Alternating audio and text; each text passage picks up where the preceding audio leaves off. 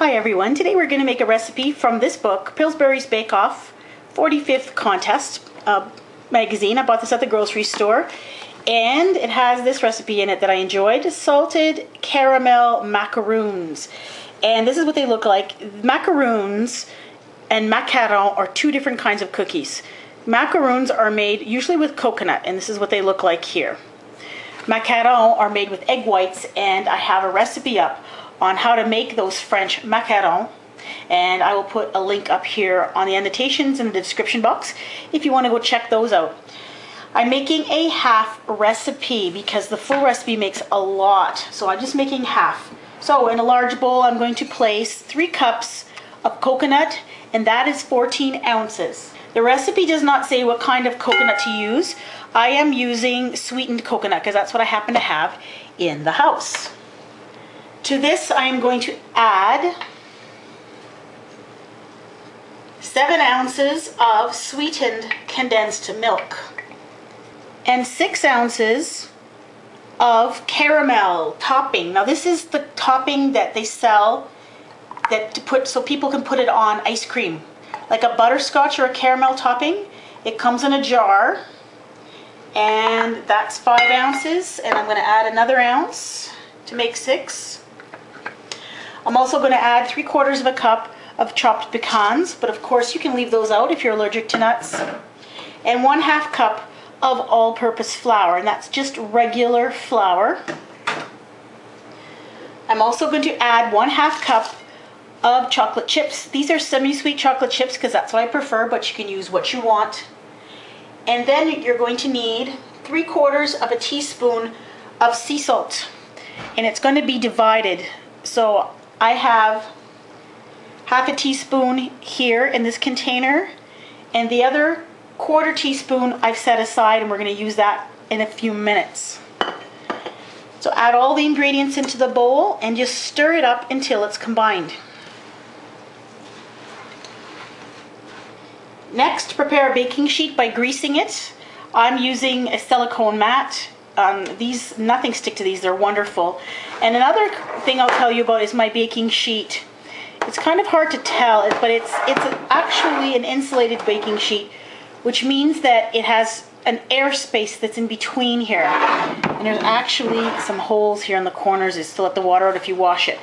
And when you have an insulated cookie sheet with an air space, the cookies cook more slowly. Takes them a little bit longer to bake, but they cook more evenly and you get less burning, because sometimes you'll get cookies that are burnt on the bottom and raw in the middle. And the insulated cookie sheets are fantastic for that. So if you have an opportunity to purchase those, I suggest you do. Now, using a tablespoon or a cookie scoop, and this is my cookie scoop. I know it looks like an ice cream scoop, but it was sold as a cookie scoop, so I suppose it can be used for both. We're going to take a scoop of that and we're going to place it on our cookie sheet. Just like that.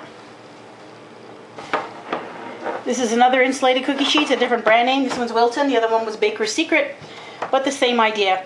And I find with these insulated baking sheets that they have a tendency to stay flat and not warp, because you may have some baking sheets that actually twist on you when they heat in the oven and your cookies slide all over the place.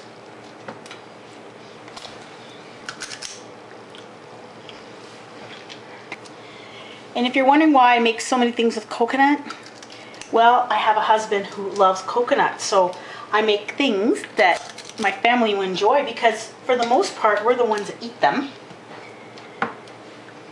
So there they all are. A half recipe makes, well, I made 25, so just a little bit more than 2 dozen. And what you're going to do with your leftover salt is you're just going to sprinkle a tiny bit on each one. And you're not going to have to worry about this because salty and sweet goes together very well. I just wanted to show you, this is the butterscotch syrup topping that I used. It's Hershey's brand. It came in a can. It's called Topscotch butterscotch syrup, but you could use whatever kind you'd like. You could probably even use chocolate syrup in this, I bet, if you really wanted to. Now we're going to bake these at 325 degrees for 15 to 25 minutes until golden brown. Okay, here they are out of the oven. And I've let them cool on a, first I let them cool on a rack like this, and then I put them on a plate. And here's what they look like up close. You can see the little salt crystals on some of them, like right there. Can you see the salt crystal? Here we go, break one open. They are chewy, a little bit crispy on the outside, nice and chewy and moist in the center, and they are really good. I tried one, and Max just got home from school and he tried one, and he really likes them. You can really taste the caramel. The salt is not strong at all. You don't have to worry about it being too salty, but you can taste a little bit of salt that goes so well with the sweet. It really is a very nice cookie, and I think you'll enjoy it. So, salted caramel macaroons, give them a try.